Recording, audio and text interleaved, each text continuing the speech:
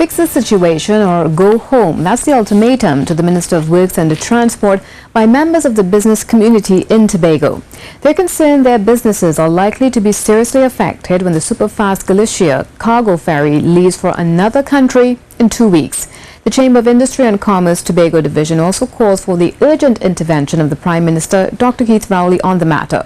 Patricia Nicholson reports. At a meeting late Monday evening, Chairman of the Trinidad and Tobago Chamber of Industry and Commerce Tobago Division, Demi-John Cruikshank, told the media that the Chamber had received information from Minister of Works and Transport, Rohan Sinanan, about government's latest plans with respect to transporting goods from Trinidad to Tobago when the superfast Galicia leaves on the 21st of April. He's going to put cargo on the Spirit up to 7,000 kgs.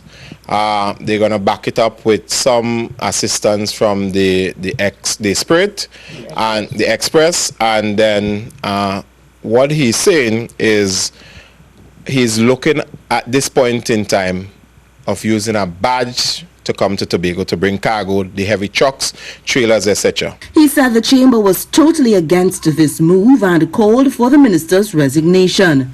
He said the Chamber at a stakeholder meeting last Wednesday indicated that the Tobago business community would not be accepting a barge for transporting goods to Tobago. At this point in time, the Chamber in Tobago, the division in Tobago, and the other stakeholders is calling for the resignation of the Minister of Transportation and asking the Honorable Prime Minister to come to Tobago and meet urgently with the stakeholders before the 21st, before that vessel leaves Tobago. He said he wants the Prime Minister himself to face Tobagonians and tell them he sanctioned a barge to transport cargo to Tobago.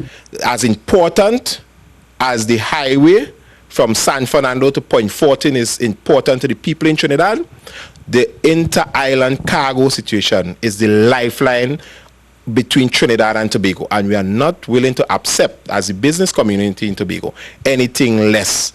So we are calling for the Prime Minister of Trinidad and Tobago, and we're going to put pen to paper by tomorrow morning, inviting the Prime Minister to Tobago to meet with all the stakeholders, all the users of the cargo vessel in Tobago. Mr. Cruikshank said the entire situation was disrespectful to Tobagonians, and if the Prime Minister doesn't respond, all other options will be explored to deal with the situation. I'm Patricia Nicholson for C News. The Minister of Works and Transport, Rohan Sinanan, says only the Prime Minister can decide on his future in the Cabinet. The Tobago Chamber of Commerce called for him to step down over the impending situation facing the transportation of cargo to and from Tobago. The minister spoke with the media after the new board of the Port Authority was sworn into office by the President, Anthony Carmona. Karen Kozier-Phillip reports. Minister Sinanan said the Tobago Chamber is free to call for his resignation, but the decision rests with the Prime Minister. He said he's given the Chamber the assurance that he will be in touch with them as it relates to a cargo ferry for Tobago. But I cannot, as a responsible minister, just do nothing, look at no options, and just decide, well, we'll see what will happen after the superfast leave. So it's unfortunate that the Tobago Chamber, without putting a suggestion on the table, keep rejecting the options that we have. Intercontinental Shipping Company Limited has advised the government that the last sailing of the superfast Galicia is April 22nd. And Minister Sinanan refuted reports that government rejected the Port Authority's recommendation to renew the contract for 18 months. What I'm seeing is a lot of correspondence between the port and the charter and some documents from the port to the minister. I do not know that a note went to Cabinet, and Cabinet rejected the note.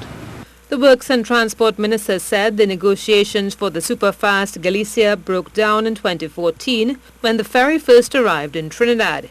He said since then there have been challenges, particularly as it relates to docking such a huge vessel. So think about it. We have people coming into the Hyatt, and when they look out, all they see is this big white piece of steel in front of them. I have a letter now from the Hyatt claiming damages from the Hyatt. We have a lot of cost added to the actual price that we pay to the superfast, where we have to actually truck containers from one end of the port to the Hyatt to load. Meanwhile, newly installed chairman of the board of the Port Authority, Alison Lewis, said she's not going to pine on what went before with the previous board.